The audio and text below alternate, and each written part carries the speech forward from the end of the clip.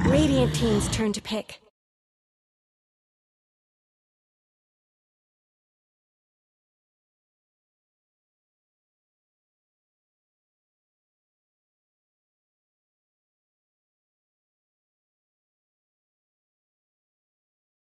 Ten seconds remaining. 5 seconds remaining. Radiant team's turn to pick. Treant Protector.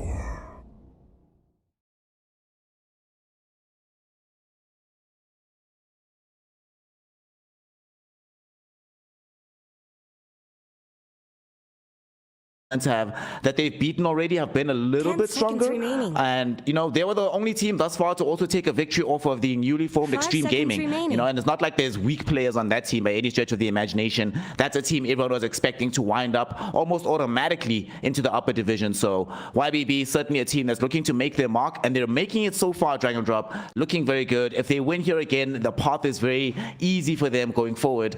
And of course, they're making that life easier because up until this point, they didn't really have good pushing potential. It was going to look a bit wonky, seeing how they're going to get forward in the map. And they pick up the Shadow Shaman to help them out in that regard.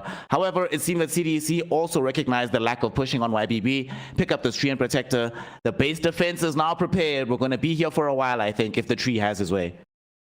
I always like seeing Treant Protector. It kind of changes the dynamic of the game if the team, well, slows down any sort of push Admiral Conker! extreme amounts, you know, and YBB with the Shadow Shaman, they have ways to actually deal with that because Shadow Shaman allows you to basically make a push work in one go. Team's turn to ban. Just group up as 5, go to the tower, you drop the Serpent Wards, and yeah, the tower's gone. Treant Protector cannot raise towers from the dead, you know, that's an axe upgrade if I've ever heard of one, but not to the game just yet, so... Please don't give Ice Rock any ideas yet.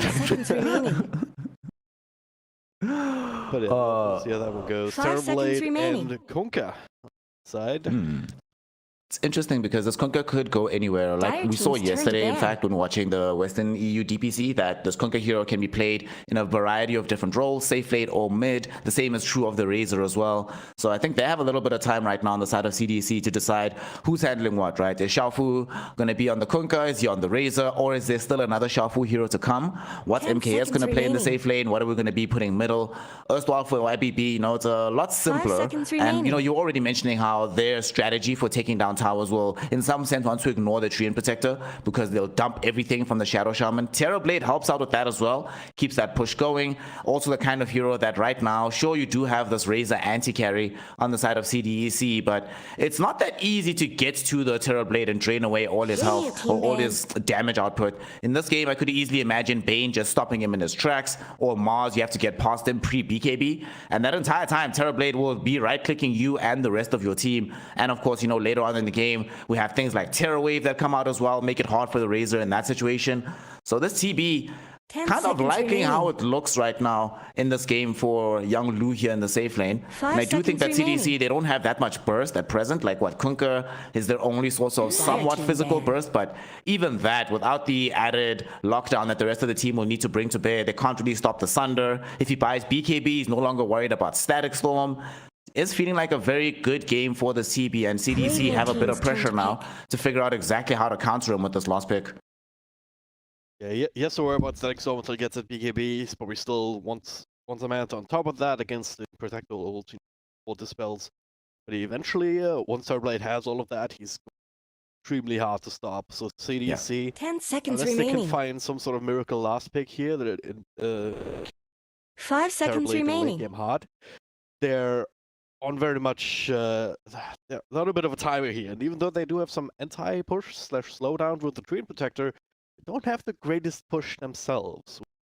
Slightly concerning, right? You have the Treant who extends the game, but extending the game is something that you don't really want. So they need to try and play very aggressive with him, try and set up for some early kills.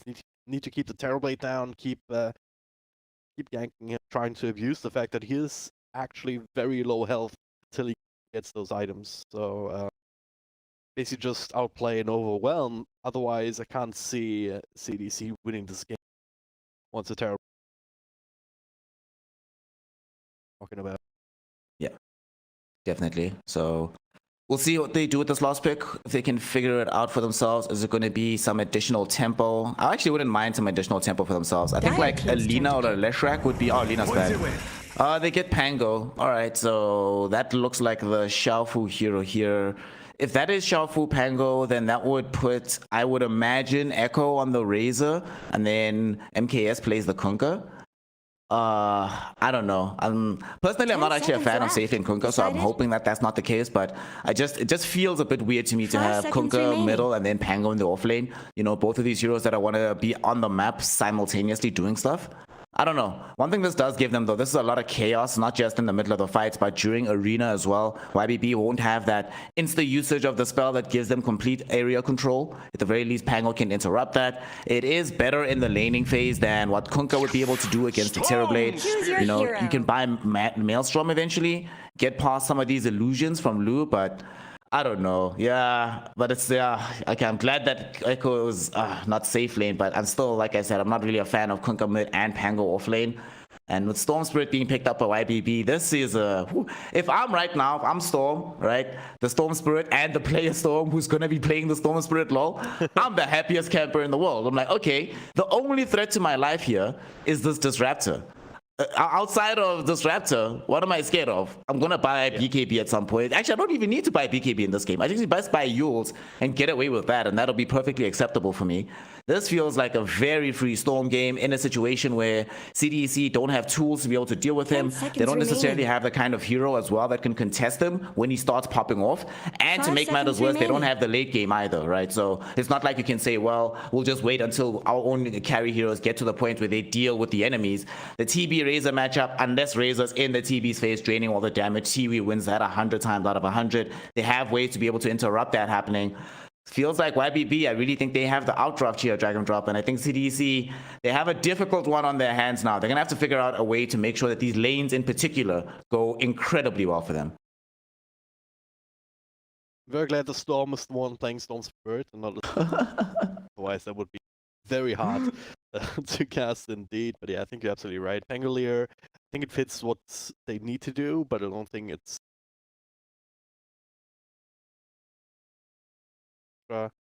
locked down up against us. But they need to play aggressive. You're absolutely right. They need to basically come out of the lanes swinging and swing hard, and then make sure the Terrorblade doesn't get to a point where he's engaging into these fights. That's the only way that they can think about winning a game here. Yep. It's a very difficult game for them to be playing out, and especially because, like you mentioned, whenever there's a game where you have to come out of the lane swinging, that means that there's pretty much no room for error in the early game. And we have seen often, especially here in the lower division DPC, that errors happen all the time, and they just generally tend to change the way that the early mid game gets played out. In this game, I can easily see a situation, for example, where this Kunkka doesn't get off to as good a start as he wants to. Although he should be fine playing into the Storm Spirit. It's a pretty decent matchup for him. But if they don't all come out swinging, then suddenly somebody's saying, wait guys, I need like 2-3 minutes to be able to play catch up. The first item comes from Pango, but they can't go for a move because Razor's still building BKB. You know, these small little cascading effects that just delay and delay and delay you. And by the time you feel confident making a move on the map, you've been completely outstripped by YBB. So we'll have to see how it goes. There's a lot of pressure on them. I don't think they get de-warded middle. That's going to help. Because I think one of the last games we saw when they lost against Neptune Gaming, there was that horror situation where they lost like 3 bounties and got de-warded mid. So at least this time around, it's going to start okay. It's going to start fine. Yet this Dire Sand award came out a little bit earlier, but I think Kunkka placed 30 his seconds own to wards, battle. From the tree lines. Unless they do some math and saw like the Kunkka walk over there, or what's to the left, might not necessarily know that that Radiant Ward came out where Step lively now. Your Admiral is on board. Be safe. Also, now that I just realized here, Dragon Drop, how on earth have we avoided making this joke? You know, Rain and Storm are on the same team for YBB. I only realized this now, and it's like, wait a second. The memes write themselves, come on, you know. So the Rainstorm, we'll see if it drops down onto CDEC. At least a nice standard trade, 2 bounties apiece. No wards have been de-warded. Very nice defensive ward here for YBB to try and ensure that they get this protection on this high ground as well. They are playing with Terrorblade, so this triangle is super important. They need to make sure that they stack as often as possible, protect the small camp for the Storm Spirit as well. And we have seen more and more often when these dire sides are picking these carry heroes, the increased emphasis that's going on to protecting the triangle earlier and earlier and earlier to ensure that they have the requisite farm later in the game.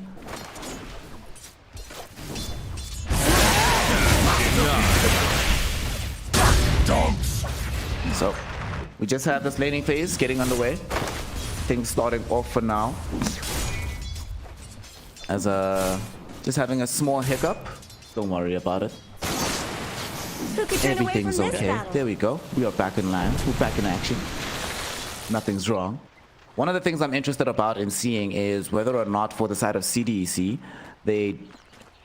whether or not they're going to be able to find any aggression down in this bottom side of the map to get a kill or two. There is actual kill threat here. Like Nature's Grasp with Drain from Razor and a couple right clicks can bring some of these targets down, but it's all about positioning, right? To be able to find yourself in the place so that when you make that kind of move, it goes super well for you, doesn't drop off, and you don't end up losing out randomly, and you don't end up losing out on the farm that you need as well on this Razor in the meantime.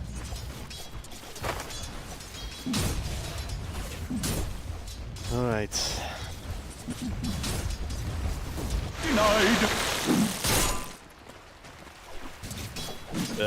I'm just trying to get the land in this game while also checking to see whether my internet is the same bloody bull that did last week. In which case, this time around we have a bit of a different setup where I can restart my router and still cast going. Step lively now. Your admiral is on board. Hey,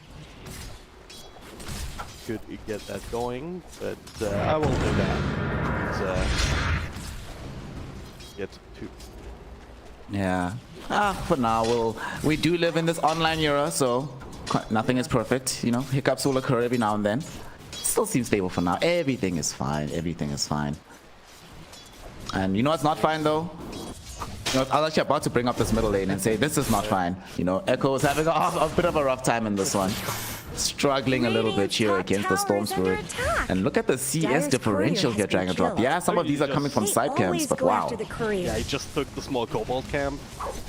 His 5 lasted for the price of 1, so it's still fine-ish. But Storm is making a bit of headway, like he is getting an advantage. Yeah. It's like you would expect. Kunkka not the worst against the Spirit Heroes, especially close to melee range, like Storm Spirit kind of wants to go in, use Static Remnant. Yes, and so maybe a bit harass a little bit, getting rid of right click with the Overload, but Kunkka, he can always find the shot with the Torrent, with the Tide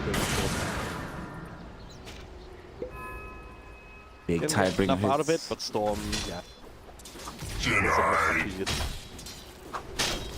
He's just doing his thing, you know, but like you said, Kunkka, he's just fine. It feels like Kunkka's often, he's in this weird place in the meta right now where there's not that many games where he feels very good, right? There's games where it's like, oh, Kunkka seems fine here. There's practically no problem having this hero. The few occasions that we've seen where he does feel really good, there was that one Medusa game we saw where his primary contribution was just helping out with the Coco Rum to make sure that she doesn't get brought down. Honestly, lately I've been really enjoying offlane Kunkka, more so than I've been enjoying mid Kunkka. Whenever I see this hero mid, or God forbid in the safe lane, I'm just like, it's fine. Doesn't really feel like it does as much as it can do when just buying utility items. And I just think of like the average build-up of this hero, right? If I just tell you there's a hero that wants to build phase boots into armlets, into halberd, into BKB, and then a shard at some point, you know, that doesn't sound like the current crop of mid heroes right now. Yeah. Everybody else building very differently. It sounds exactly like the offlane builds, right? Mars is gonna go for a very similar build-up in this game, so just occupy this role, fam. Do the right thing. Well, mid, you at least get the experience to go with it for yourself, so the level you possibly want to farm up those items. Now those ones, and dodges the Torrent, walking the other way, still sounds like a kinetic field right now. Very much be a first blood, especially with that roads coming out. Echo drawing it in First style. blood. And here come the sharks. Nice. Alrighty, so Right. Right about the same timing, we see a lot of the first bloods here in.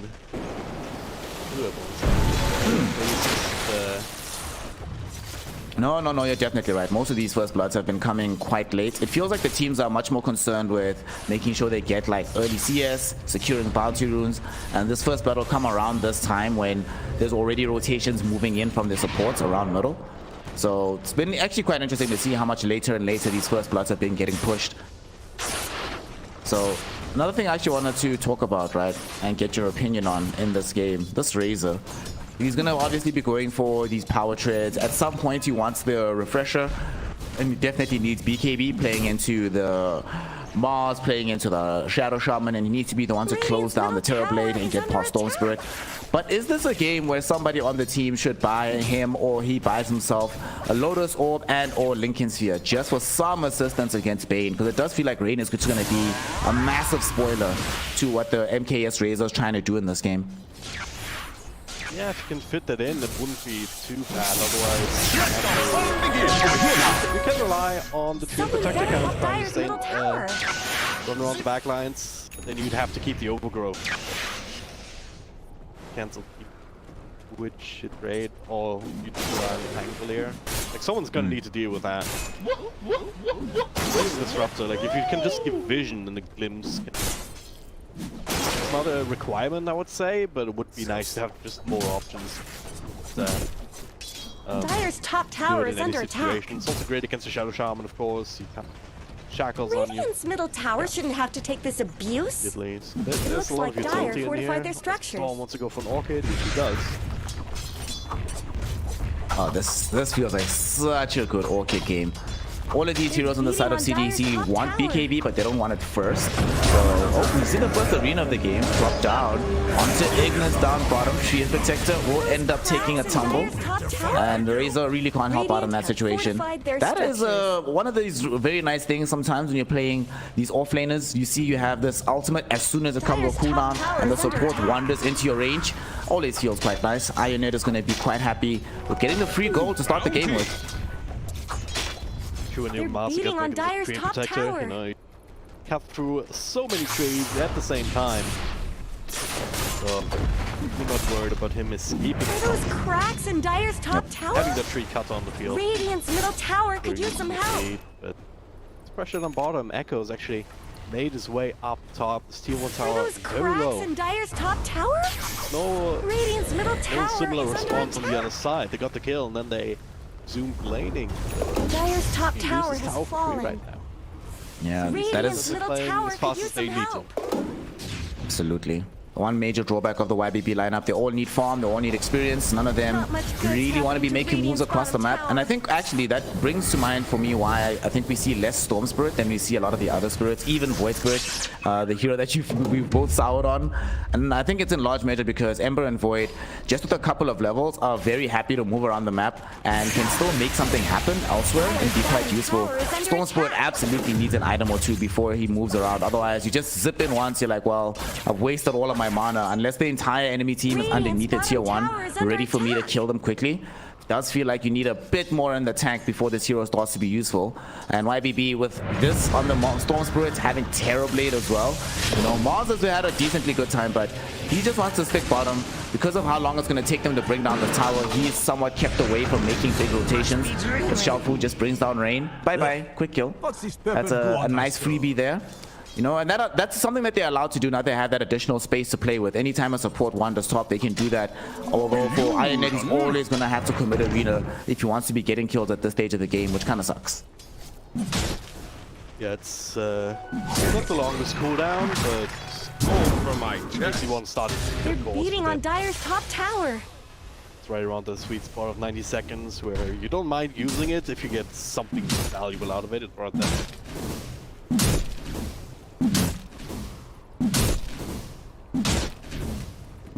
They can make that happen.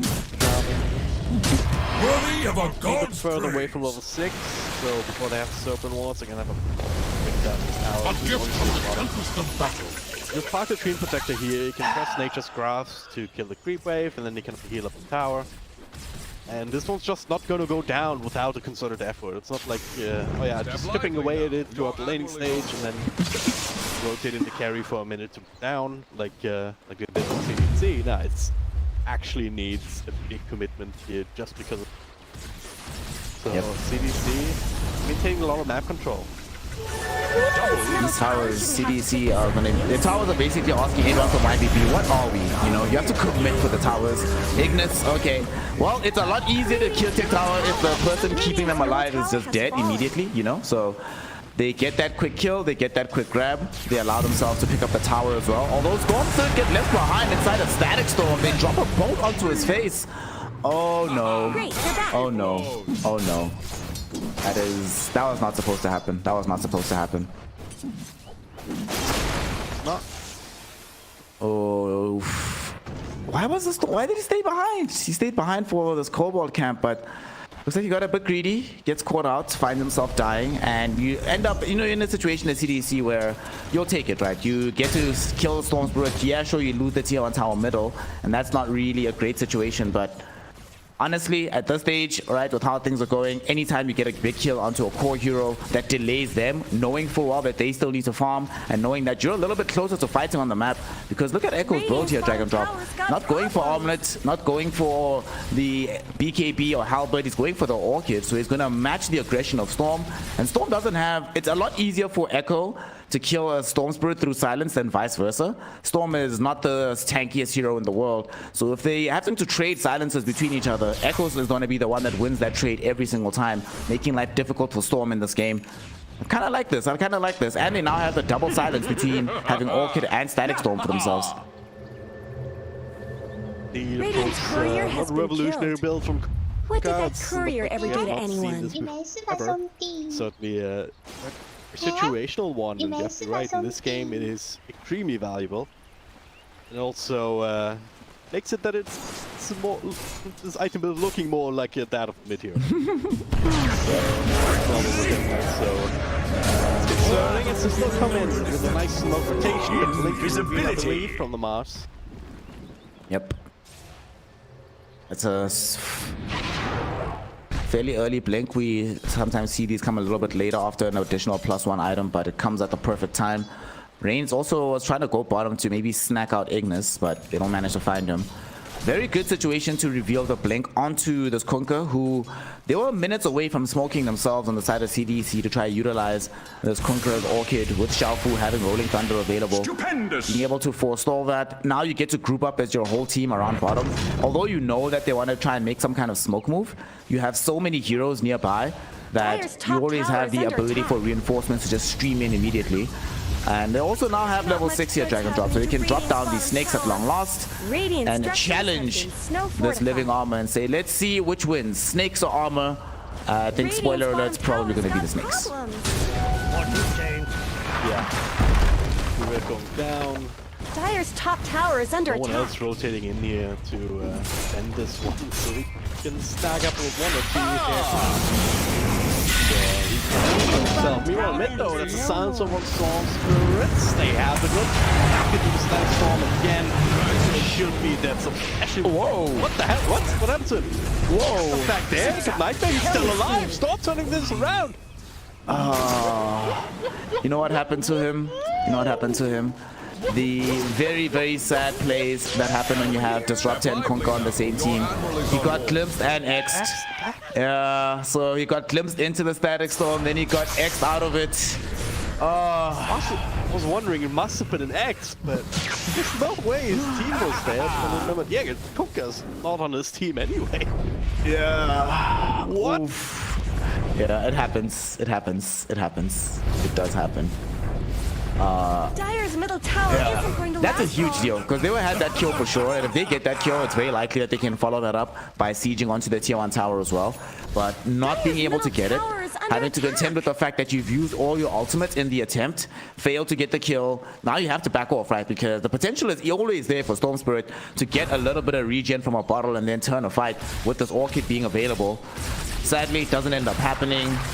Tier 1 will stay alive. They do manage to back away, but that also means that their first big rotation that they made on the map with this Orchid doesn't really go anywhere. So they have to try again, and they immediately combo up for a smoke behind this tier 2 tower, because they know that you don't buy items like this to just sit back farming passively. You need to use them aggressively on the map, so they have to go for this fight.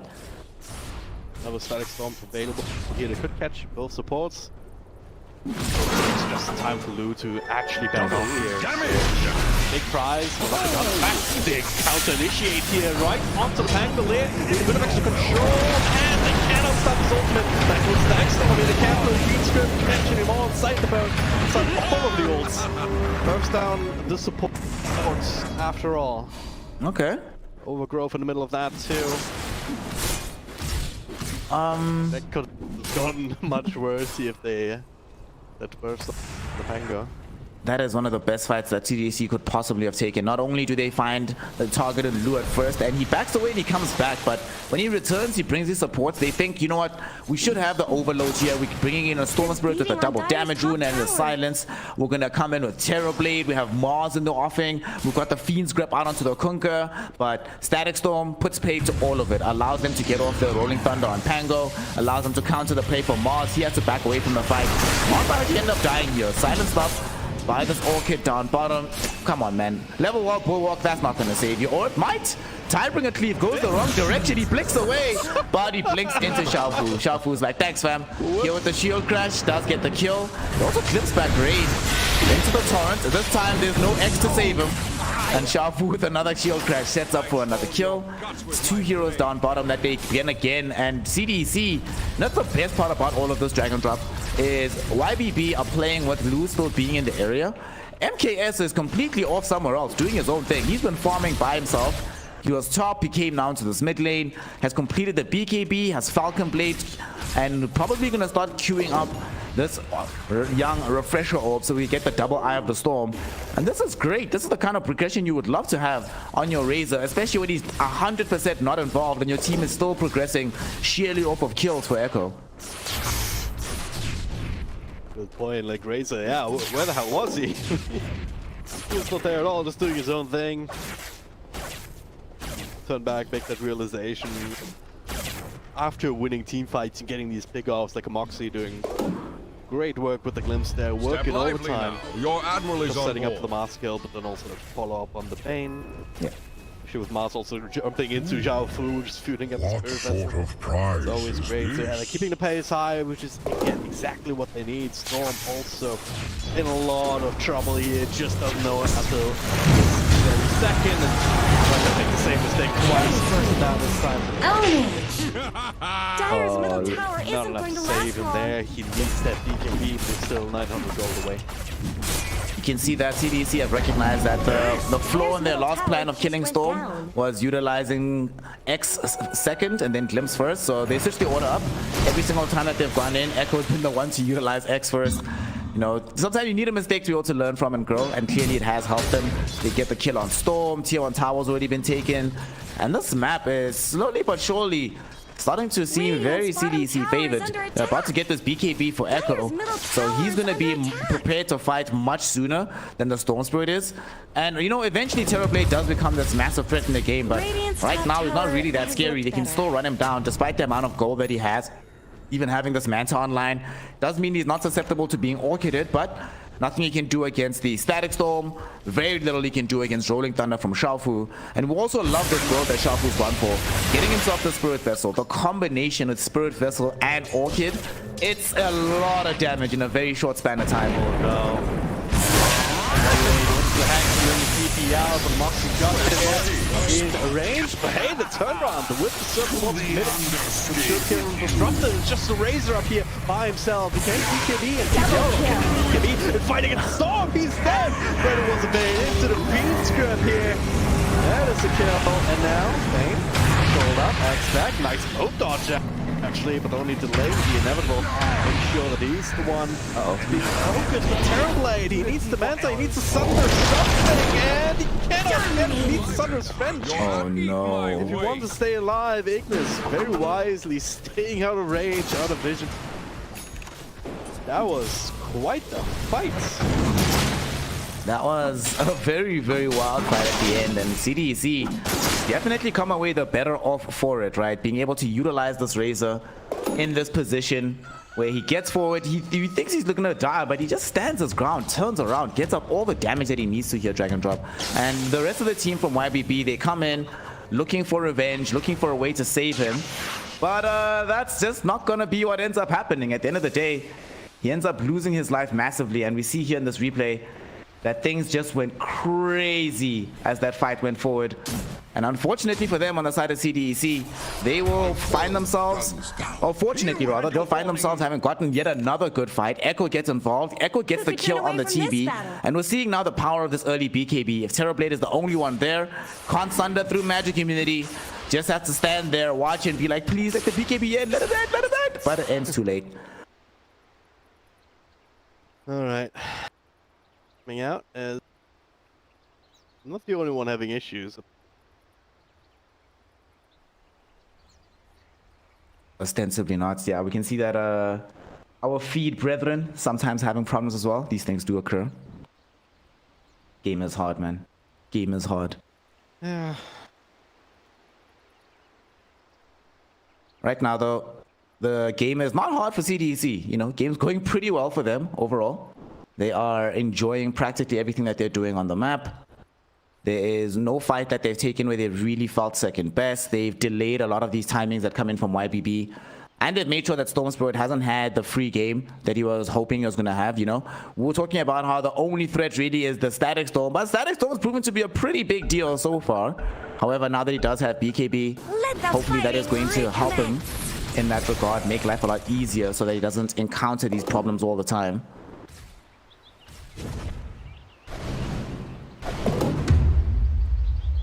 I'm also interested to see now that we have this Blink Dagger from CDC on not just one, but two additional heroes. Xiaofu has Blink, and they also just got the Blink onto Ignis. And we saw in that last fight the impact that this overgrowth can have, preventing TB from getting close to an ally for a young Asunder. And speaking of Ignis, you know, you just got the Blink Dagger. It's flying in, but it's not available in time. Still going to end up losing his life, unfortunately, inside the Arena of Blood. Ioned very happy to drop it down and put that pressure on. And they do get this quick kill. You know, it's just a little bit of gold for him to get closer towards BKB. And they definitely need this. Terrorblade also going to need BKB in this game, as we see them just get a quick kill on Bane in their own jungle. So a little bit of extra gold for themselves in the back pocket. Always nice for Amox to get. The closer we get to... He's actually going for Blink Dagger. I thought in this game he might want to go for the Aghanim Scepter to make sure that he can delay. Great kill up top to find the chain stuff. Over on the Razor, bursting up some more close spots come in. Xiaofu thinking about trying to trade, but... Oh, it's Lipstone Storm! Lipstone! And the BKB and Storm caught side the Oh no! and Static Storm. Oh no! Get that high value kill. Didn't have enough mana to really zip out. Teleported too late. Oh no! How many kills did they get because of that? I feel like actually Disruptor has been involved in every single Storm kill up until this point in time. Like all the time, this glimpse, the Static Storm has just been a problem. And you hate this, right? Because you bought BKB to avoid that exact situation. You use the BKB to kill a hero that you actually didn't need to use BKB to bring down. You know, Razor probably dies in that situation anyway. And when you do pop the BKB, comes a little bit too soon, expires too soon. Now that's a 9-second gone. Even though you got the kill onto this Razor, and it is a pretty big deal, you still hate using your first BKB charge and dying in the immediate fight afterwards. In CDEC, they know that the BKB is still gonna be very high on the duration, so they're gonna do their best to tick that duration down. Running up a quick smoke right now, or maybe they just want to get a kill so they can lead into the tier 1 tower bottom. It's the last tower remaining on the map that they haven't claimed for free just yet. Back to That would be extra. There's just no running away from this team. At least it's just a Shadow Shaman. Feels bad. Radiant's middle tower could use some Feels help. bad. Well, we're at that point now, I think, where despite all the good things that have been happening from CDEC, right? You know, earlier we were talking about how they're taking all these good fights without Razor being involved. MKS is just doing his thing, farming, and now we are getting closer towards AC into the Refresher Orb for that obscene amount of damage. The one thing they haven't really managed to do is put that much pressure on Lou. Lou has still been allowed to get all his farm on the Terrorblade. Got the Eye of Skadi now, building into the BKB. Still not fully ready to fight just yet until he gets BKB, but once he does Dragon Drop, once he does, this is looking like a very scary TV with a lot of HP. His team, provided they can just back him up once or twice. Ionit, is he out? Oh, no, he's not. You know what? Glimpse, good spell. Very good spell. Radiant's top tower has fallen. Kill him afterwards.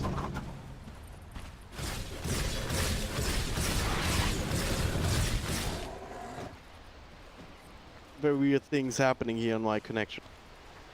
Oh, is it just being up and down? Some just my OBS. Doesn't want to stream.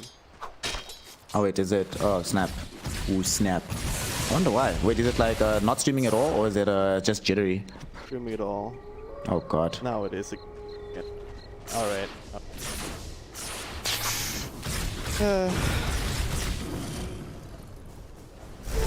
Double damage. Let me just let people know to please refresh your stream. Dire's top tower is under attack. So we're back. We're online. We're virtual. We're visual. We see CDEC taking a tier 2 tower in this top lane and slowly but surely trying to set themselves up to not just get this outpost, but Roshan. They definitely don't want this game to just keep going forever because YBB will start to claw ahead. We already see them occupying some high positions in net worth. And the very scary thing about how all of this is panning out here, Dragon Drop, is CDC, though they want this Roche, they don't have a very easy way to take it. They're in the minus armor. Isn't that great outside of the Eye of the Storm of MKS. So it'll take a little bit of time if they do go into the pit, and that's where they are now. But they have been scouted already. The illusions know where they're at, know what's happening, and they're like, we're here to check you out. Radiant's bottom tower has fallen. Actually, the Lenovo people safe inside the arena, controlled up, so kill. Now the overall holding all in place, BKB, Echo, fighting against Luz. He's pretty big and scary though, starts to wreck the wave, kind of lacking his damage. Up against Echo by himself. Six kills disrupted, another follow-up stun here onto the Razor. Shoulder burst out, Ignis is next. Double kill for both of the cores, and even though unable to catch the Conquer, there was nothing else he could have done there. Casting spells and then having to walk away from a fight. And, oh, say that we predicted this there, but to a point where you can't deal with him. Yeah. It does seem like the TV is at that point now. Looking very healthy, looking very strong. Just showed up to the fight and, you know, just made his presence known. I think one of the big issues with this as well is the way that fight went.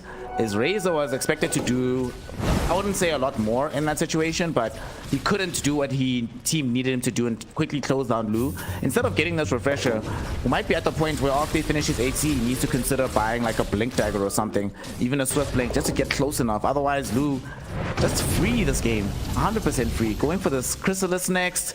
The BKB charge, still at 8 seconds, so it's quite a healthy duration that's remaining for him.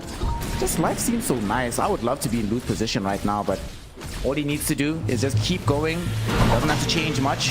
And they still have to keep going for skirmish kills for the side of CDEC, but it gets harder and harder as time goes on. Hell, even Storm now, having the Sanj and Kaya, means that the only thing that really threatens him, yet again, is Static Storm once more, but almost nothing else is he afraid of anymore. Now he's actually fairly tanky and not that easy to bring down. This Kunkka has gone for this more magic-orientated utility setup build with his team, but that does mean he's going to lack out-and-out right-click damage to help bring down these heroes that have so much status resistance right now.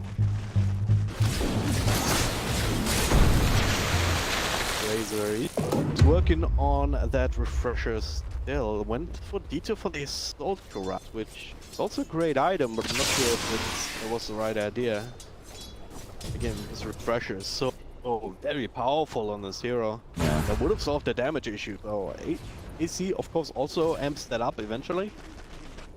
Bad thing at all, but it's not necessarily gonna help you as much if I get Terrorblade, just because you have so much base armor.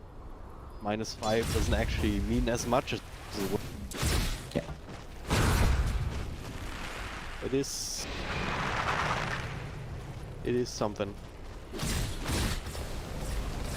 Well, now we have it's going to be an interesting situation to see what they do on the map right now, just to try and help themselves out, right? Because they are needing to do something instead of just wait inside the base for a fight. But the fight comes nonetheless. They go directly onto Ignis. BKB popped by Storm. Happy to use it for his bait to secure them to tier 2, but does get glimpsed back. Nightmare will be there to try and protect him. There'll be a boat that crashes onto him, but they're doing quite a lot. Lou saves him with the Thunder. Will fall very low himself, but they haven't died just yet. The Torrent Storm going out in every different direction here. Rolling Thunder from Xiaofu does manage to crash onto Rain. They did kill Storm. He buys back into the fight. Wants to be available to save Lou's life. Lou will drop the first life here from the Aegis. Rain buys back as well. Storm finally back in the fray. They get the Hex out onto Echo. Thanks to 9 to 8. Lodosaur will protect him for now. So Storm forced to jump onto Ignis instead on the back of the fight, and they do get that kill. Iron it. Who else can he grab? Who else can he pick up? Doesn't seem like anybody.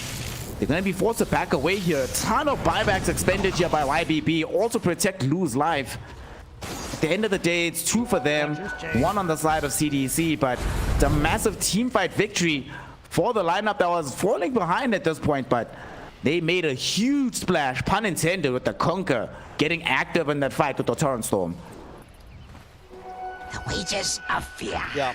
Unfortunately, my internet was crazy, so only caught half of that fight. We'll go ahead and try and fix it. The game, so it's not a lot I can do right now. It's a regrettable situation, but what can we do? What can we do? What can we do? We roll with the punches, y'all. This is, as we've said, this is the online world. This is just how things are sometimes. We will be working on a solution very, very quickly.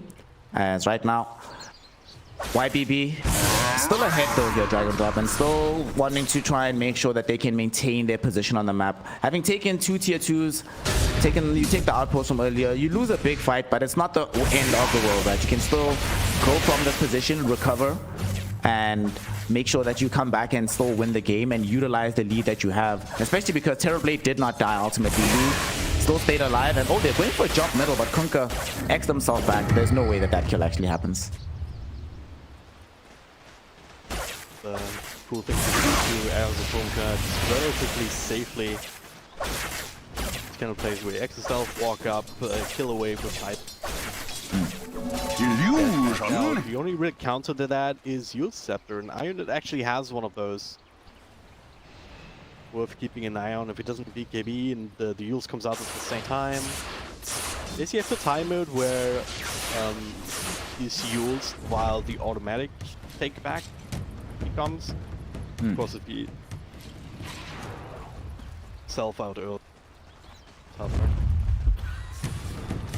Gonna see it. CDC, they're definitely feeling the pressure though, despite that last team fight, kind of going in their favor and need to keep winning it. There's pretty much no option for them.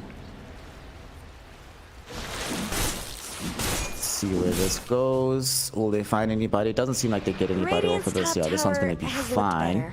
But it's still a scary situation to be in here if you are on the side of CDEC, knowing full well that a fight could come at any time. And oh no, no, Echo.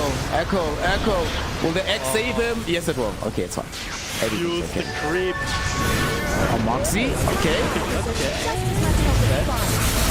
Garland very on the race. It's the goal coming in, but Reigns is still there. So Ignis is still dying to this Terrorblade. Large and in charge. With Meta at BKB just clicking away.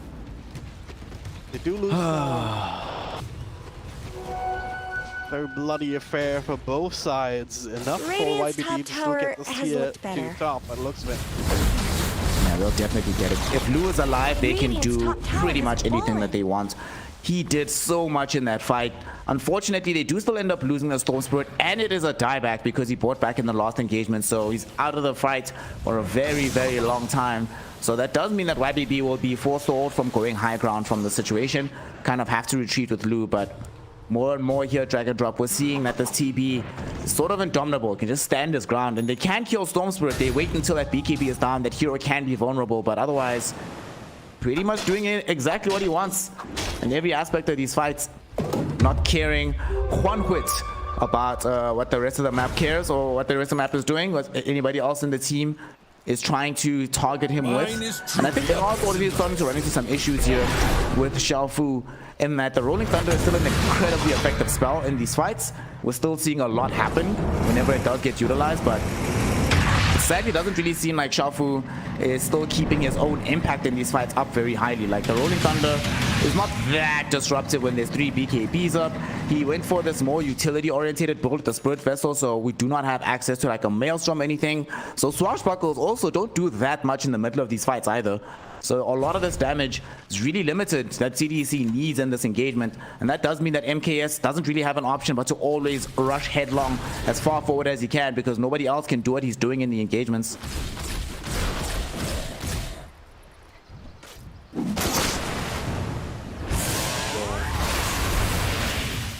Time like this, like when Dota gets like this, the draft is starting to lose steam. The other one's just getting better and better because you're fair. The map gets a little bit more complicated, right? The map of team fights. You have to have a very specific series of events going right for you, and one thing goes wrong, like you just end up losing. You know, this is what it feels like increasingly. Still have the tools, have ways, but the Cereblade equation is going to continue to be hard and harder to solve. It's going to get more damage, right? It's going to get that a little. TB. You can definitely see why CDEC is playing very defensive, very together. Common vision right now on why. This Terrorblade, I think it also, he's going to be the one to buy a Swift Blink instead of Razor. I thought Razor might be the one to do that, but the really scary thing about all of this here, Dragon Drop, is look what he's going, like he's got for himself in his inventory, right? The Titan Sliver, SNY, or not SNY, the Skadi, Hurricane Pike, Daedalus, BKB, Manta. There is a lot of big tank ability, but the really scary thing about all of this is just how difficult it's going to be to keep him locked down. The status resistance, the BKB being active, and the fact that you kind of have to spend at least the first round of lockdown spells on Storm Spirit. You don't really have the option to wait until later in the fight. Really complicates life, and Moxie is very far away from having Aghanim Scepter on this Disruptor. And we have seen it be quite useful that he can blink for far forward as he can, but part of me thinks that he might be wishing he started rushing the Ags first instead of this blink. Like, the blink glimpse has gotten them a couple of kills, but it feels like if he had Ags in the next few minutes, they really could put some threat onto Lu, rather than being in a situation now where they're kind of hoping that YBB makes a mistake in their forward movement.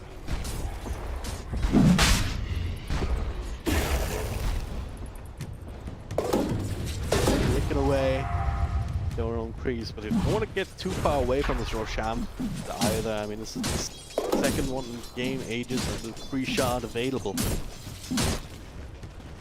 Neither team really wants to start engaging into it. I mean, there's still lower significance. Similarly low with the arena for the other side.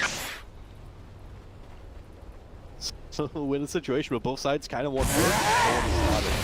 Have the other start and reach on the right target.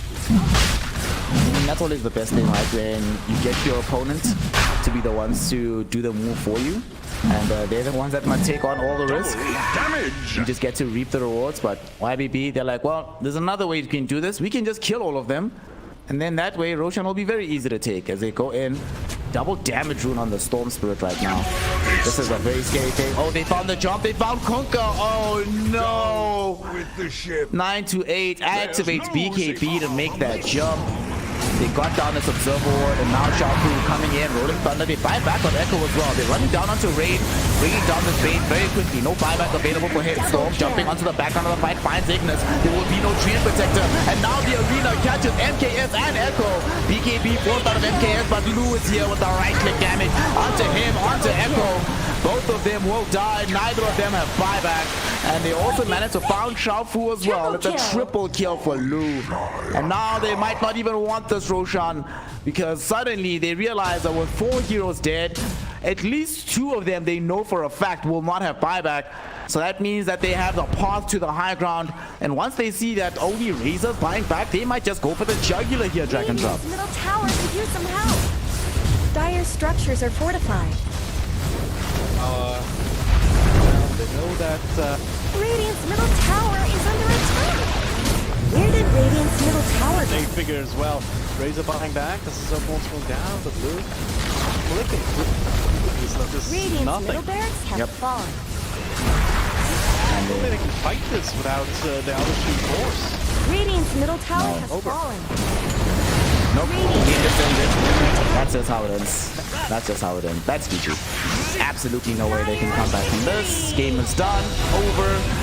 CDEC will call GG eventually, but woo! Damn. YBB just looking a hell of a lot stronger in that particular game here, Drag and Drop, and it started so well for CDEC. You know, we were talking about how they needed to come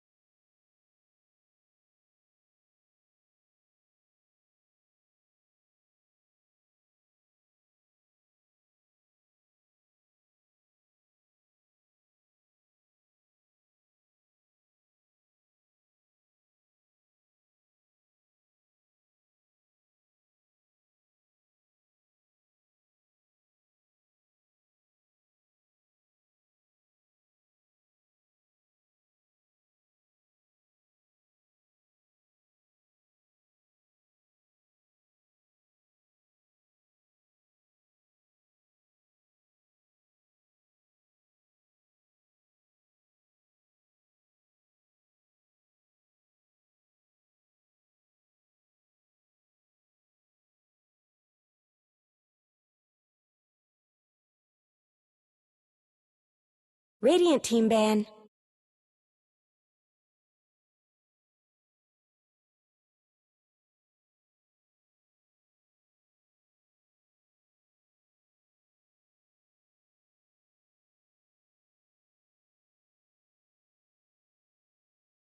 Ten seconds remaining.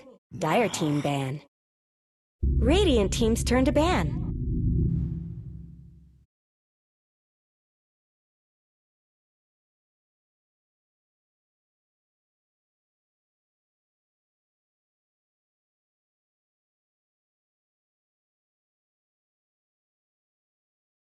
Ten seconds remaining. 5 seconds remaining.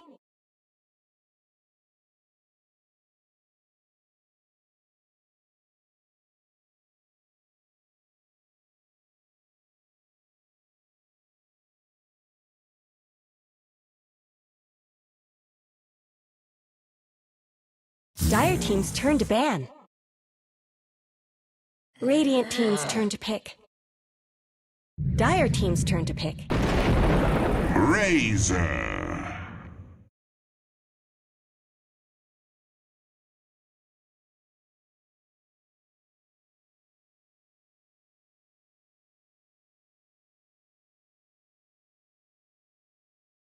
10 seconds remaining. 5 seconds left. Don't freeze up.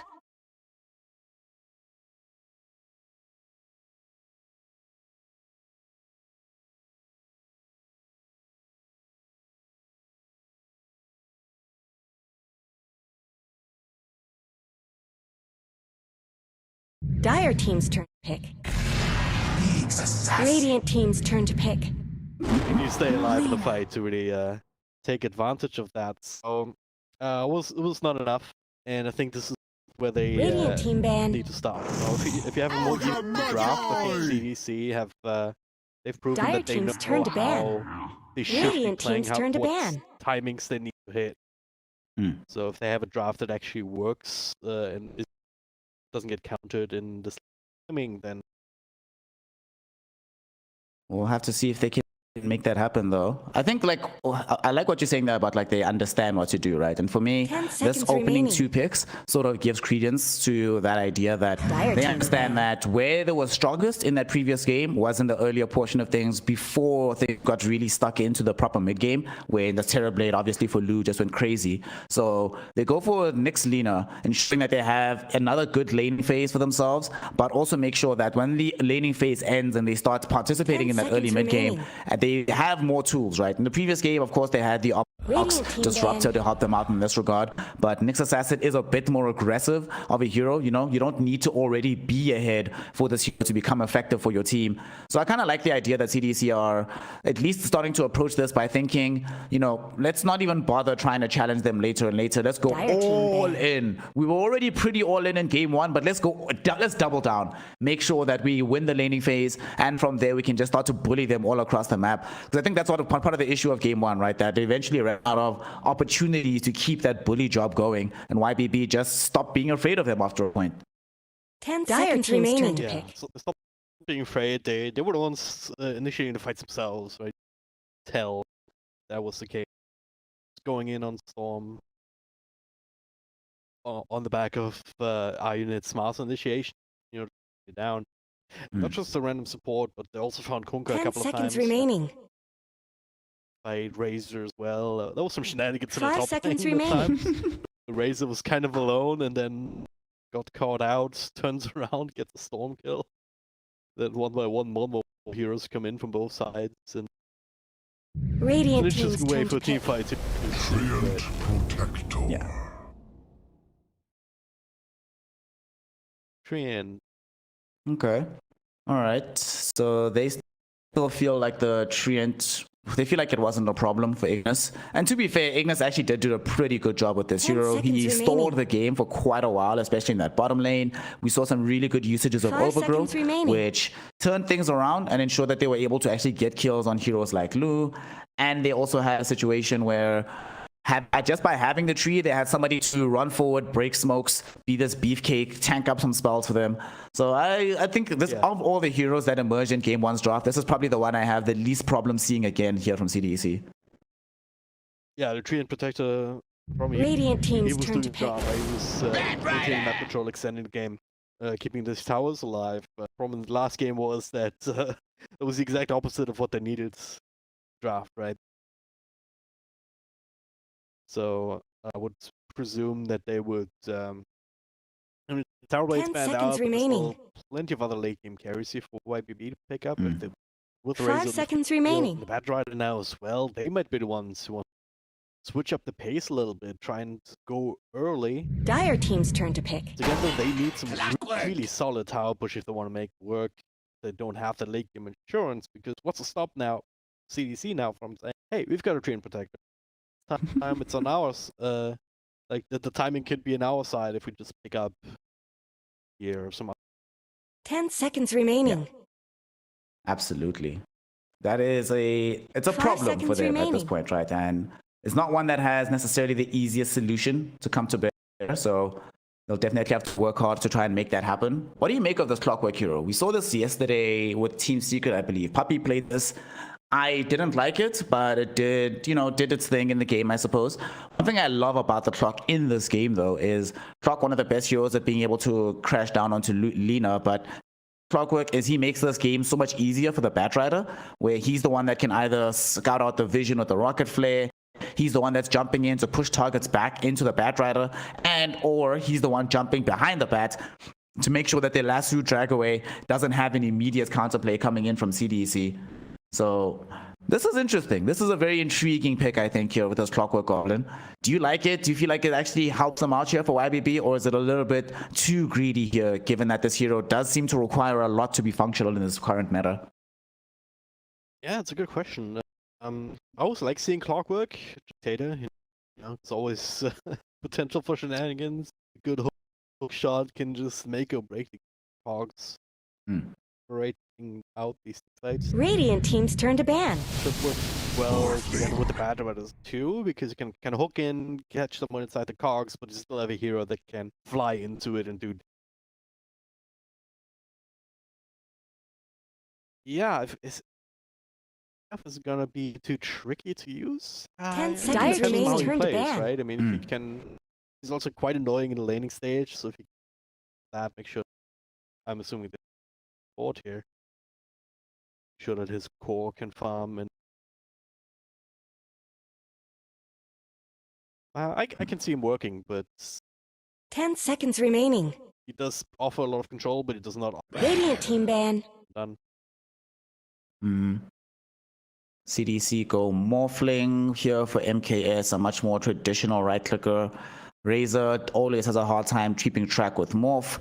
You get outfarmed by the Morphling. You're just dreaming if you think you're ever gonna get a drain out onto the 10 Morphling. seconds remaining. But at the same time, Morphling can steal the Razor form and take damage back 5 in the opposite seconds direction, remaining. which is kind of hilarious. Whenever you see it, it's like, wait, what? Okay. Does also mean that Clockwork, this is one target you never really want to shot onto, like, unless you get him perfectly when he's on super low strength at any given time, he's gonna just turn around and right click and you die, and you're like, well, that sucked. He waveformed out, hit me 3 times and I'm dead. Really? Dire That's how it team's turn happens? to ban. Okay. So I really like this Morphling pick. This is, I feel, really, really great, and putting them in position to try and grab a W. And it does show that CDC aren't going to, at the very least, I thought they were going to fully Radiant double team's down turn to with this pick. idea of playing for the early game. But now they at least have a little Dire bit of team's turn to insurance. pick. And Lena Morphling as a duo to scale into the late game sounds pretty good to me. Does indeed, yeah. Well, Warlord is. Ooh. They're looking for this 10 seconds remaining. try to raise a troll to so all heroes that can do it. 5 seconds that. remaining. Need to have at least a decent laning stage, and then they are falling off at the see, I think in sense they with the Morphling on the field, that you and they do have timing on that side. It's a matter of whether YBB can be the ones outplaying them, and from what they've shown so far in this season, I think the answer is yes. we'll see. Again, CDC, they showed last game that they understood how they need to. Yeah. One pick left open for Kind of has to be, I Lena think. mid. Unless No, hold the on, protector back off there, lane. though. Spirit Breaker maybe? We get the 1 second left. Choose your hero. What? What? Okay. Okay. Okay. Now. Thought the hero was dead. All right. Now I'm thinking we understand why they look so animated during this draft on the side of CDEC. Last pick Brood Mother here, Dragon Drop. Okay. Okay. I did not see this coming. Right. I had no idea that the objective in mind for CDEC was going to be Brood. Why Brood of all heroes? What do they know that we don't? If I know that, I will tell you.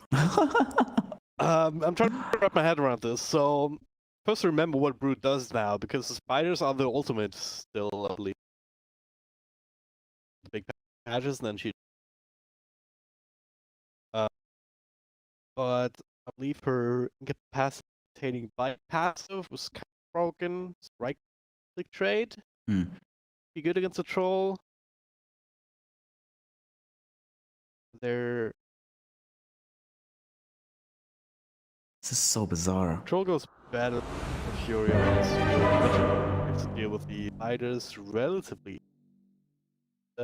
Bad Rider is also good against spiders if he has Firefly on his thing. I mean, we're just gonna have to wait and see how this one goes. Because, I don't know. It's been a long time since this Brood Mother being played in competitive. Yeah. Prepare for I am battle. also. Taken away for looking bullet, but yeah, insatiable hunger kind of broken. Bonus damage and lifesteal. 你没事吧，兄弟？ Very value. 这么菜的队友不会生气吧， So, 哥哥？ It's, on paper, it's good laner in a sense he can very easily out of this off. But there's so many things that are always just so good on paper, you know? And then we get into the game itself and suddenly everything's different. And it's not working out for them. No, you don't. That wasn't too. I don't know about this. Let me not pretend that I'm enthusiastic about this, you know? I do think this is not going to necessarily work out for them, but we'll see. We'll see. Doesn't it? 30 seconds. The very least to is that little deny, you know, that you mentioned, so it's fine, I guess. It's a okay way to start the game.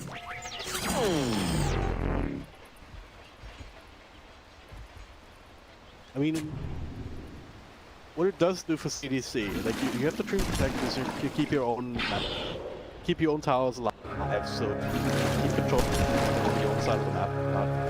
What the Brood Mother also does is once you get the levels, once you get the spiders going, The battle's starting. you still for a while soak up the entire quarter of the map.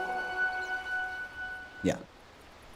The Brood Mother is gonna take control over the Radiant junglers, and unless you can pick her out consistently at that point. Yeah. Starting to break down.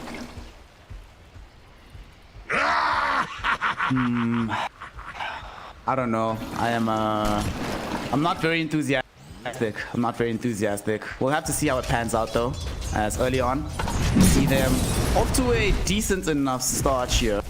And one of the things that they are doing and trying to make sure that they accomplish in this early portion of the game here, Dragon Drop, is putting pressure out onto Xiaofu. We see Lu and Rain. They're not going to make the mistake of leaving the spider to her devices, immediately chasing her down. They're like, no, no, no, my friend, no Xiaofu. This is not your lane. You're not going to enjoy this game. Sorry. Fun is no longer allowed for you.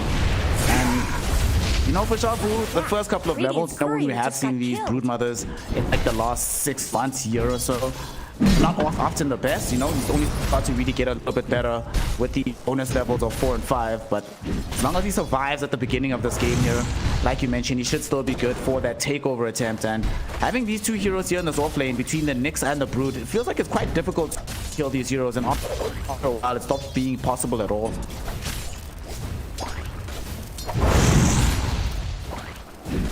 Then web it also gives you that extra movement inside the webs. not taken away. Change the Doom around to a point where it doesn't have any inherent reach anymore, but though they gave Insatiable Hunger as a basic ability, it did not take away that creep. Again, it's gonna be very hard for the rest.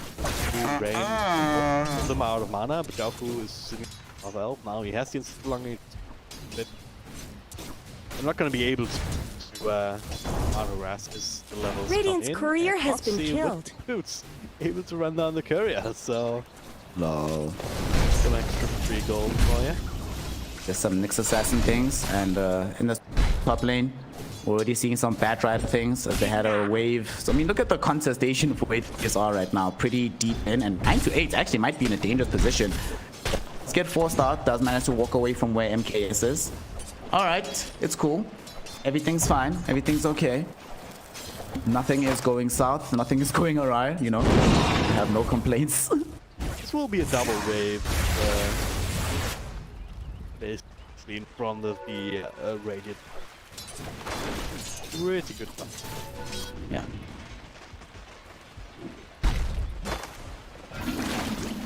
Yes. Not sure why 9 to 8 will that creep go down the lane now as things. Good interruptions here from 9 to 8. Alright, so something that we need to talk about as well, right? We need to ask ourselves, are we going to have a situation here from the mid as we quickly take a quick gander in the side of the map? The CS right now is obviously going to be favoring Storm on this Razor, but as time goes on here for Echo, what is going to be the what's the big decision making, do you think, for him? Is he going to really be trying to make sure that he gets these early rotations? Do we just stick and farm here? Because, you know, these side lanes are not the easiest places to go, right? Going to kill Troll is not an easy thing with a Broodmother. Trying to kill Batrider is just not easy at all in general, especially not with the help of just like Offling Tree. So what is the big option here? What is he going to try and accomplish for himself here on Echo as he starts to get more and more CS and farm in this game? Well, travel and then start running. I want to get the ult. Good again. Trying to run away, just get more movement speed. Razor chasing him. Okay. It's up top. Here, he's shifting strength. He's 6 stacks on 8. So much fire. What the Bye. Bye. They forgot on CDEC that you can't leave Morphling. Actually, you can't leave any hero alone against Batrider, like in the safe lane, and they did. And it takes full advantage. Oof. Even tips. Oh my gosh. Okay. That's GG. It's done. Let's all go home. Can't recover from this. Their structures.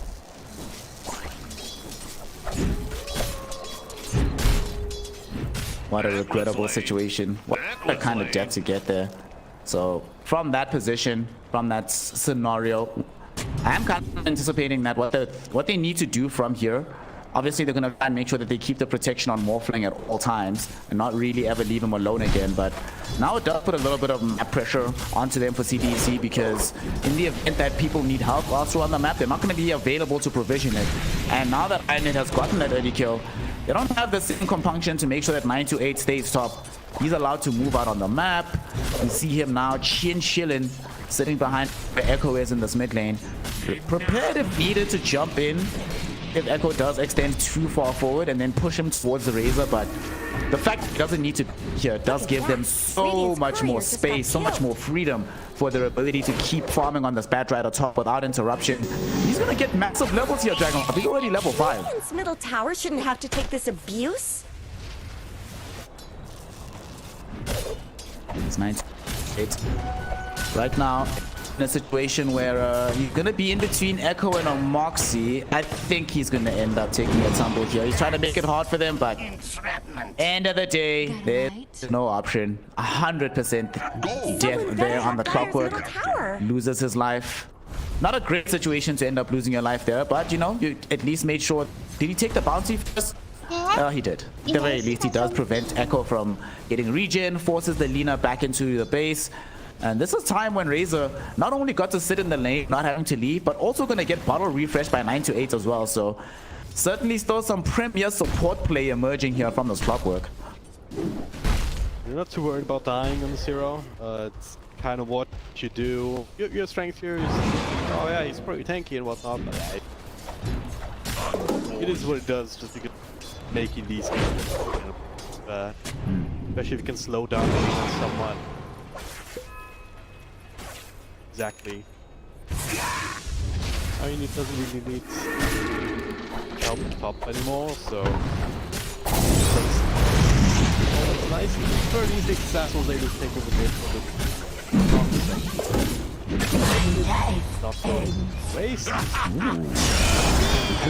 Last one at the same time, off the he's shifting.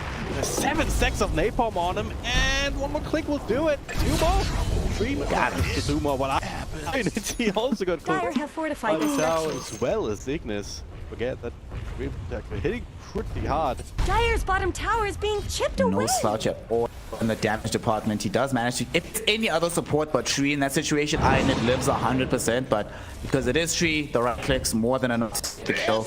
But that is a very sad situation. Another kill. That solo was taken by Ionit. Sure, he ends up losing his life afterwards, but more resource committal from CDEC to try and get that revenge kill than what he committed to get the kill to start with. And at the same time, he did manage to bring down Shafu. So it's not like CDEC are getting advantage elsewhere on the map. So just YBB coming out the gate swinging here, Dragon Drop, and they're fighting very hard from this laning phase.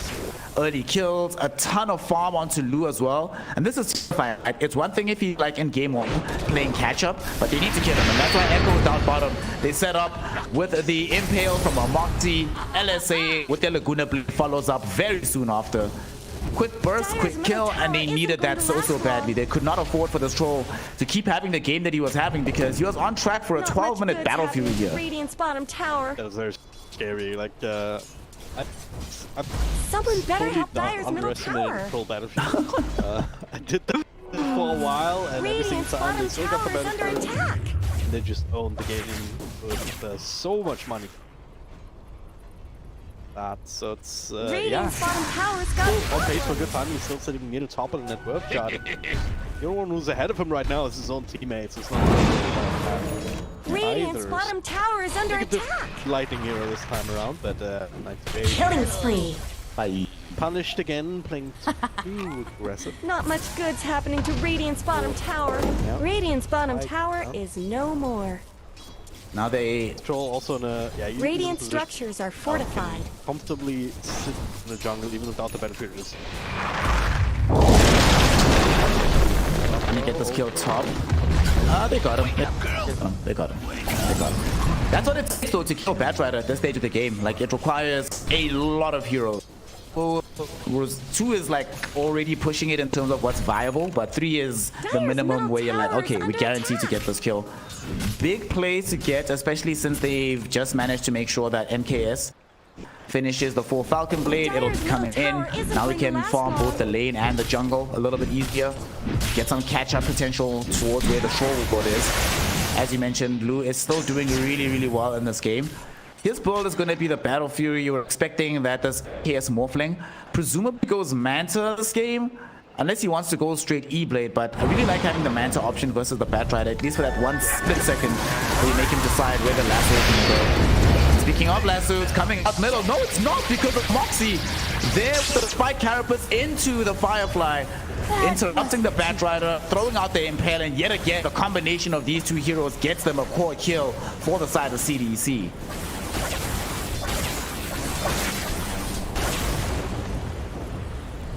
Dire's middle tower is under attack. Stick to the Batrider, so picking Bat into the next that was in the Radiant's bottom tower's got problems. That was bound to happen. Someone better help Dire's middle tower. Pop. Goodbye, Rank. Ionit wants revenge though. We've got Lasso, we've got the drag back. More than enough damage. Look at this, everybody else is coming. Double kill. Not much good's happening to Radiant's bottom tower. I mean, he got countered in mid, but Nixon has nowhere to be seen up top. So yeah, just Leading on Dire's top tower. we killed 3 heroes here. 2, I guess. I love how he did it so casually on this Batrider, right? He's just like, man, Dire's top tower I'm in is this under area, attack. whatever. We're just gonna throw out these Dire's top napalm stacks. tower We'll do the is falling. Firefly. Lu shows up too to help them get this kill. And what's crazy about this is this started from him just solo killing Echo by himself. We have to remember that break into last week you mentioned. This danger level of this Batrider early on cannot be overexpressed. Echo, as a result of having died, having been zoned back to base even though he survived middle, and having been zoned back early on in the fight. Look at his net worth here, drag and drop. I've literally not seen this in my life. A bottom net worth Lina at 12 minutes from the mid lane. I literally don't know what this looked like. Like, what? How is this even possible? Looks like this. I mean, it's the clockwork of these. Kind of going in, trying to get vision. Eventually, you're just gonna walk into the sentry and die. Yep. Yeah, but yeah, looks like Lina needs to play catch up. Gareth boosting with the same amount of net if you're trying to establish control over this area. But Storm, as long as he's on at least, he should be able to deal with the spider threat. We're supposed to be a bit careful though, like 928 cannot be here if he wants to live. Can't be there. Fuel for my fire. All together, they could definitely do something here. Lasso's gonna be coming cooldown. Have a hook shot as well if they can real big spider. It's a difficult jump to make here. Trying to set up for us. Here we go. Shabu, lane break. They get the catch. Hookshot misses, but they still will be able to get him with the battery assault. Looking for the power cogs leash just yet because Echo is also in the offing. Throughout the Lagoon blade onto Batrider. Does own iron it back. 928 gets power cogs onto Echo. Will die for this though. Somebody has to. And with this rotation, Echo with the BT is showing up to assist his team. And is enough to dissuade them here, Dragon Drop, from going for the gank. Iron it is forced back. They keep Xiaofu alive. And it doesn't feel like they're gonna be punished for this at all. Feels like just a strong response here from CDEC. Dire's middle tower isn't going to last Well long. played. Really well anticipated. Radiant's bottom tower is under Why? attack. It's definitely the second round. Counter stacks. Good decision for them on turn to the round and leave the clockwork to die. As also use of these big travel. Dire's middle Movements tower there is from under CDEC. attack. Playing around this brute mother, playing around these dragons. Regeneration. Try to fight where they're strong. Yeah. Way to go there. It's almost like having advanced vision, right? When you have a ton of wards on the map that you're always going to play around them, so play where this brute is. Look at what they've done, they accomplished from here. Look how much pressure they put onto the tier 2. It's almost fallen down bottom. If YBB aren't careful, they will end up losing this tower. There's no comparable place on the map they can strike back. The one tier 1 they still need to take that's super important is this mid tower. But yet again, we're seeing that Ignis, the power of this Treant Protector, doing a great job of keeping it propped up. And unlike in game 1 where they had mass open walls to just throw out, now they actually have to commit physical bodies on the line if they do want to take any of these buildings. Either Storm or Lu had to personally sit on that high ground, siege the building itself, and at this point neither of them are really ready to do that, so probably the right thing to just sit back and keep farming. But CDC, they want to bring back this gank duo of Moxie and Echo. They come across Ainit, Spike Carapace will stun him up, Impale will follow, and LSA Echo gets the kill with the Laguna and some right clicks.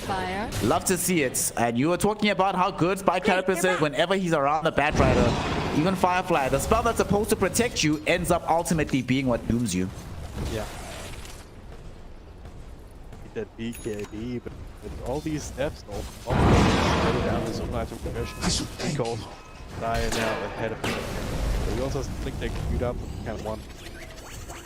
Given the Dire's middle tower is under attack. So travel ether lens even the casual place. It's the normal build for Batrider. Cannot really feel confidence going for super aggressive plays if he does not have the KB to go. Because it's like Decent spell. It's Space okay. grade at least for his other two cores, you know. Dyer's Lou's middle got the tower battlefield isn't complete going to for a little last while. long. Little really good timing from that zone. You need something to break that overgrowth at the very least. I'm actually thinking that potentially one of the reasons why Anet is playing the way that he is to soak up all this attention. Because he's been showing quite a lot in the waves. He's been the one getting forward. They try to go for a couple of ganks. Obviously, they haven't worked out fully, but I think maybe it also might be that because Storm doesn't really feel like he wants to participate in the game just yet. Has BKB leading in towards SNY, but playing a very farm-orientated Razor here. The same is being true, obviously, for the Lu Troll Warlord. So until they get their requisite items, Inet probably the only one that can play the way that he's playing. And yet again, you see him showing middle because somebody has to, right? Somebody has to soak up the space. Somebody has to present himself so that if another gank is gonna come, it goes in this direction rather than seeking in the jungle. And in the jungle though, they almost found Lu, but with Rain being nearby, they're like, yeah, this is not happening. Starting to get a bit worried, Snare. Are you seeing this net worth? Warlords. Yeah, he might not be a Terrorblade, but he's still one of these heroes where he just gets to farm for a while and then it's at some point, at some timing, hey, yeah, by the way, I'm a hero, you cannot stop me. Middle tower shouldn't have to take this abuse. Defense, you know, you got plenty of time. Radiant's middle tower is Caught out by himself, you know. That's kind of play that they want to make girl, yeah. Nice. Some kind of interference, but someone else for what? Kill on range? Yep. That's all you get. Yep. Might not be worth, but you'll take what you can get. Yeah, what's available is what's available, and the Moxie, sadly, what's become available has become harder and harder to sniff out. It's going to be another situation where Echo gets involved in a kill, and Echo also has BKB now. Although this Troll Warlord, obviously not a hero that BKB will help you too much against, nor is the Spat Rider, in some regards, nor is the Razor. If you get linked, you know, it doesn't really matter. At the end of the day, you now don't get really completely hard countered by Clockwork. Ogre doesn't do anything against you. And of course, you can walk around during the sticky Napalm and Firefly. You have to force Anet to commit the lasso onto you. Echo will finally feel a little bit safer, but it does kind of suck to be in a game where even after you buy BKB, you don't necessarily feel safe on the map. And you still feel like you have to be moving very, very carefully, potentially under only where your team actually has vision or when you're moving under the cover of smoke to go get some kind of gank for yourselves going. Yeah, this is not the type of free leader game that we gets to basically play however she wants. Lots of damage. Because no one can get on top of her, right? Radiant structures have been snow fortified. Dire snow fortified their structures. Also, I'm really surprised at how good of a job YBB has done to keep this tier 2 tower alive down bottom. It is fine to get taken out by Echo, has fallen. but hey, Are those stood the cracks in test of Dire's top tower? They did this without having to have Treant Protector themselves.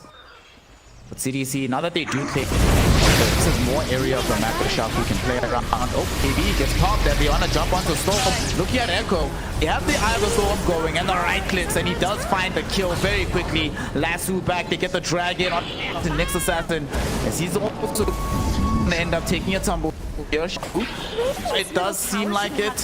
Flame break gonna be good. And okay, he's fine. Where did Radiant's middle tower go?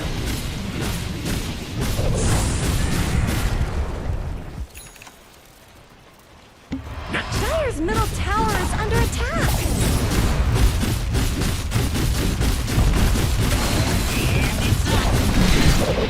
A scary fight to come out there.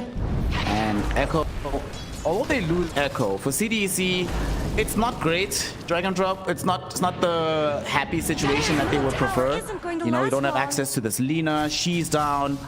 You don't have access anymore to your tier 2 tower. Oh, you do get the tower rather for CDEC, but you also get the outpost now, right? So it feels okay. It's not great, it's not lovely, it's not wonderful, but given what could be happening on the map right now, this feels like an acceptable situation to be in, right? Please here.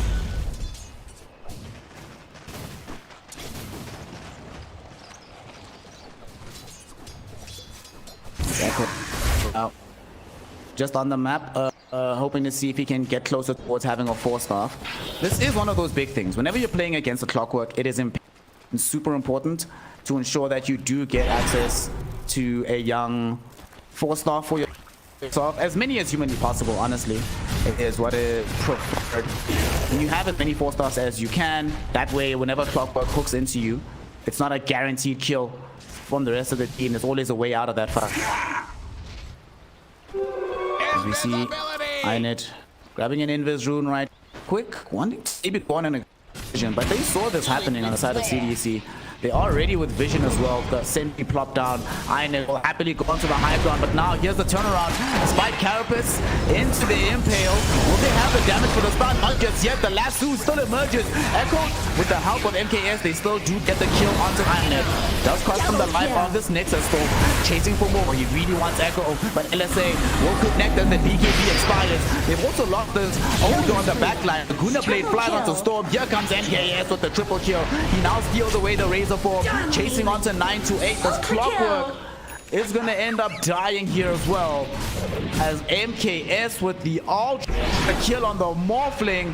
CDEC now inside the Roshan pit. CDEC, okay, making game 2 much more entertaining for us, as now the Morphling has really pounded upon things, really gotten himself off the mark. With this Roshan kill as well, they'll have an Aegis to the boot.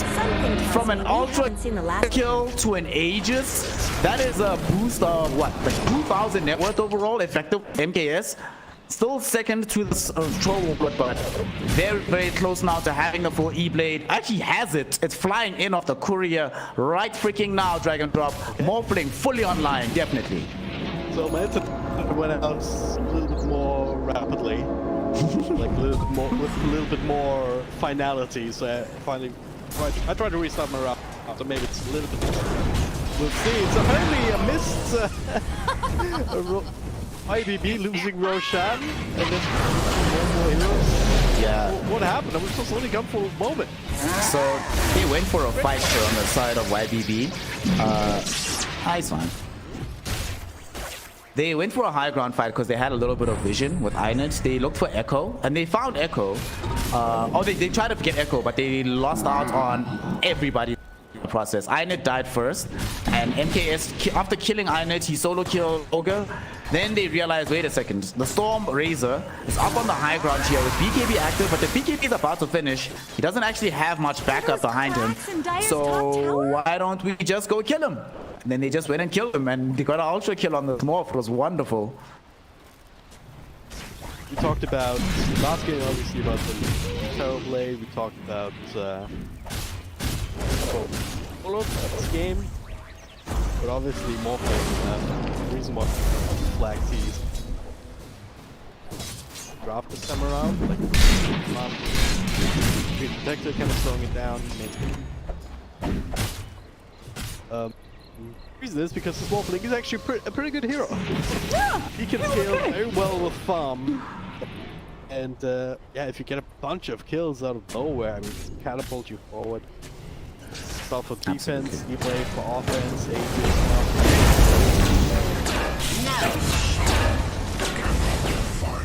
What? Let's prospect. It's a quick nonchalant from the top lane onto the Treant. Inet easily able to aim him. And Batrider obviously wants BKB next after finishing the Aether Lens. Interesting that he went for the Aghanim Shard here, Dragon Drop, having the double flame break. I mean, we have of course seen in this game just how influential Inet been with the spell, but prioritizing it so much that he's prepared to delay BKB. Normally I've seen this coming after BKB, but in this game it's like, okay, this needs to happen just ASAP right now. It needs to be effective as soon as humanly possible. So definitely increases how much impact he can have in the middle of these fights. Tower is under attack. At the same time, they don't want to really fight. Right? Having this Morphling with Aegis, you just leave the team alone. Leave them alone. Don't really come directly into them. Let them keep farming. Let them do their thing. You know, eventually, when this Morphling finds himself in a position where the Aegis is down and try to fight, but while he has it up, it always feels so risky to try and make an aggressive posture into that team. And speaking of aggression though, they find some down bottom, they got onto Storm in pair with Laguna, but unfortunately 9 to 8 right there. Arnett with the counter lasso, they get directly onto Echo. Luke shows up, BKB, they really want to chase down this Nina. They will be able to kill her. Does go the way of the tower, so it's a shared bounty kill. However, with the 2 heroes cleaned up, they tried to go for Storm, but unfortunately, the Storm had reinforcements. Well, obviously, the Morphing's not there, and they're going in on you, undermanned, right? It's not something that CDC Razor kill right there with him. It's not like he's not tanky, right? I mean, guy's sitting at 0.7 health point. Yeah. Right in front of his base, like it was just trouble.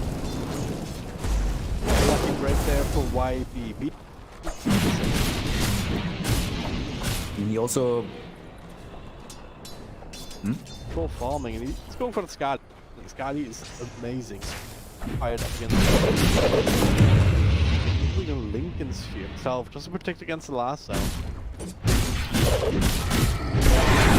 see them smoke up. Will they be able to find anything off the back of this Storm? Very far forward, they see him, but BKB active very early on, but getting drained back. Drain onto Omoxy. Omoxy is still gonna live, but Storm will not. He gets blasted by MKS.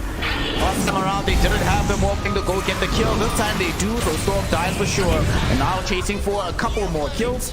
We'll be able to find Rain as well underneath the tier 2 tower. They're not done just yet. They still want to chase for more of this. The tower itself might be in jeopardy. And this was a perfect time to make this movement drag and drop. The Aegis just expired for MKS, but he doesn't pay any penalty for having it the entire time.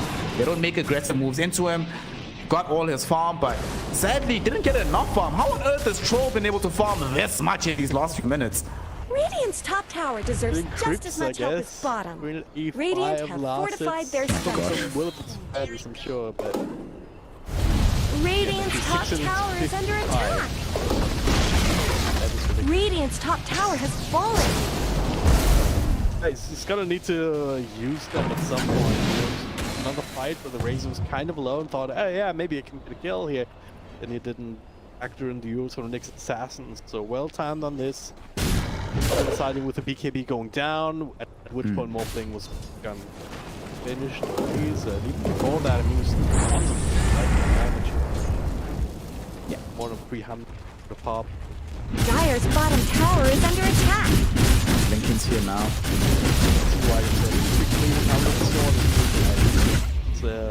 Dire's bottom tower needs some help. Again, this little counted out somewhat once Troll Warlord finishes up Scotty, which is far away. Fly up for it. Dire's bottom tower is under attack. Funnily enough, you also get of a young Pally sort of gets it off the creep. So this is really nice on Troll, right? Battle Rage or Battletron, sorry, gives you that life steal. You don't need to get the Satanic yet with Pally Sword. You just feel really good at this point.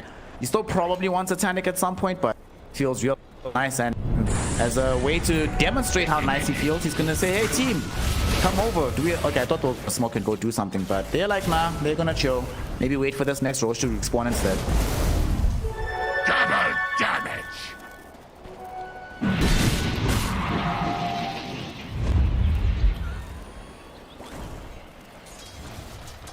Now we'll see the smoke move. CDEC into Mockery forward under the cover of Vendetta to break moves like this, and this is why you pick the Nyx, baby. Spike Carapace to prevent the chase. They might still be able to find it. Hookshot will be on. 9-8, great guess coming in from him. And they do get that kill, but this is why you pick Nyx. He has the least net worth in the game. CDC doing exactly what he's meant to do for the team, whilst the rest of his cores, look where they are. Like, Ignis is pushing top, the dangerous part of the map, quote unquote. Shafu's in the jungle, but the safer parts where they have a lot of perspective, a lot of vision, a lot of control, that's where MKS was. This is farming happily away, getting closer towards BKB. You see that Echo doing the same to get closer towards Silver Edge, so Very happy for moves to happen. CDEC sadly are being kept on their side of the map. However, much preferred to be kept on the side than to be killed and sent on the side of the map through the fountain.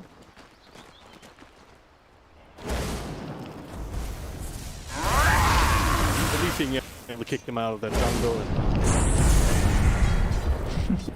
Give a ton of gold, but if you kill 100 of them, it's still quite a bit of money.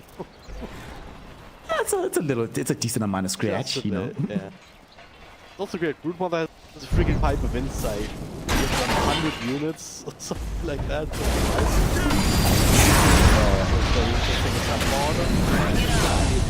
Very good.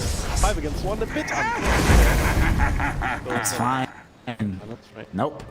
Dota's just an inherently unfair game. Just ever. But it's chilled. He did his job. Broke another smoke. So... the ranged cleave to kill a bundle. I love it. You love it. Yeah.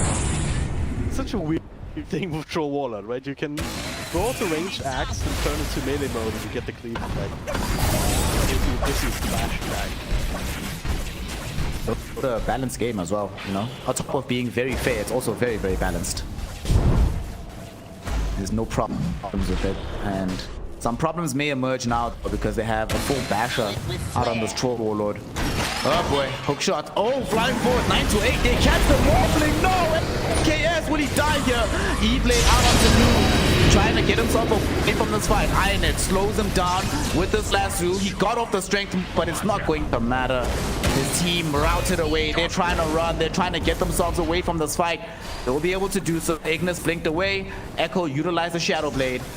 That is going to be good enough for them. Moxie's under the cover of Vendetta right now. Might try to set up onto Storm here, actually. There's going to be the Impale after the Vendetta. Echo goes in with the Laguna Blade onto the LSA. Not damage. Storm still alive, getting the turnaround here. They come with Blue on the high ground. The Overgrowth gets dispelled by the Manta style.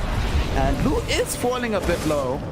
Does still have the Battletrons ready to trigger, but why use it frivolously as Ionet? Oh no, caught in a rough place. Notice all will be out onto him. The right click, will it be enough to kill him after he got jewels into the air? No. Dragon Slave a few units short, and somehow Morphling died on top. Oh, Morphling's been dead, sorry. Bad try to die. Dead for a while, yeah. I was like, because I just saw death happen, and I was like, wait a second. It wasn't that long ago. I was like, Batritus was fine, right? He got away from this fight, but Nature's Grass killed him. All right. Yeah, I was just on the very edge, so that was super freaking close. Great. Signs of engagement, you know. Getting the say on Storm, making Lou get out of the pit, try and take that fight, trying to be aggressive. Yeah. Protect his friend. Ionet having the same idea, but he gets carry paced again on high ground. There's so much range damage flying in. He gets taken. All of this is by enough time for for them to come back and test his Roche, get themselves in the Bad Rider. 25 seconds on this Roche was all very quickly. There's a hook shot down there. Ready to walk in. On the laser. Away, trying to find right into target, and there's not going to be killing things yet. That's the Storm shot in the back. Catches free protector here. They bring down the next. Minecraft immediately. Trin does not have that luxury. And it's now, like that. YBB. Yeah, well, I didn't have to buy.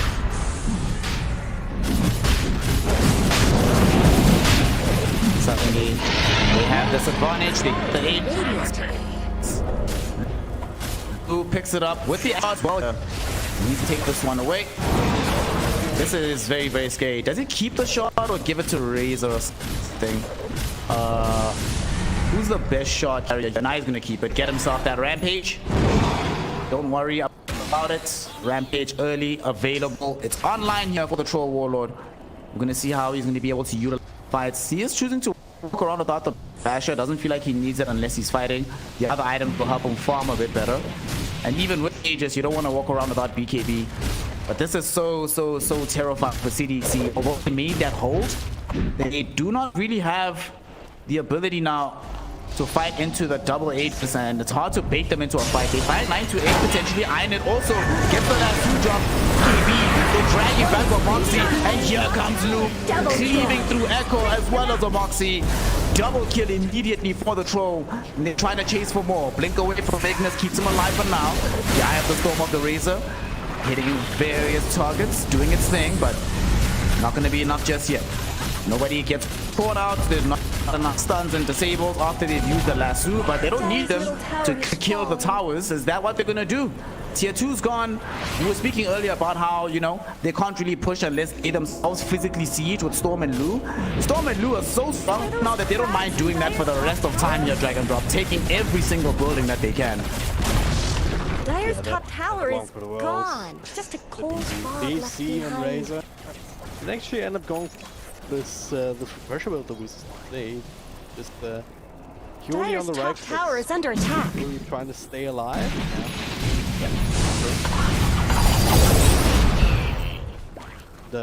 Just basically right-clicking together with the troll to be quite effective at. Yeah.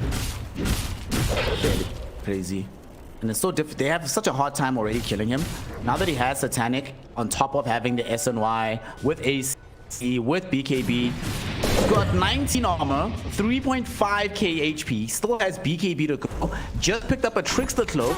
That means that he has, let's see how much magic resist he has. 40% magic Dire's resist? bottom tower is What? falling. Okay. On top of having status resistance as well. You know, it's easy here to bring down. And he still has the Dispel from proccing the Satanic, you know, so he's easy to deal with. Because Dire's bottom tower is being chipped then if you hover away. over Dire's bottom Razor's tower has stats, shattered to little it pieces. says 21. Isn't he getting some evasion from the... Actually, wait, where is that from? Yeah, because you don't get it from Agi anymore, right? They changed that because like one mini patch. Radiant's middle tower is under attack. Literally unplayable, actually. Working on strike there. So hook shot coming in. Nitrate with the second one. On small thing, can't quite find the right angle. But the Gox actually goes back in himself. Clockwork is dead. Now the match fight. MKS, he cannot shoot it. Up against the full Warlord. Big strength, moves him. Damage, gets him back. Has to control him up to finally get the kill. He is dead. Down for Cal. 9 seconds. No buyback. On the rampage indeed. Getting secondary kill. Dire's bottom barracks Yeah, are falling. this is just professional decision. You just Dire's middle tower isn't going get to right last into the long. loving arms of the triple Warlord. Obviously, Radiant's middle tower Never doesn't needs get some help. lock him down. They cannot wait for Dire's away middle again. barracks have fallen. Looking for Nanosar. Rex at least going gap. Nothing to Yes, Radiant fortified their structures. Essentially the game here. 60 They're seconds beating without on Warlord. Dire's top tower. No Morphling. Morphling can have buyback. There's no real options for him to come back into this one. Again. Scepter. Dire's So top much barracks control. have fallen. Daggers right there. It's just cold. And not in the game. Dire's top barracks have fallen. The Radiant now has mega If you need to, exactly. This appears Jiaofu. No way to leave. You can delay just a little bit with the ghost scepter.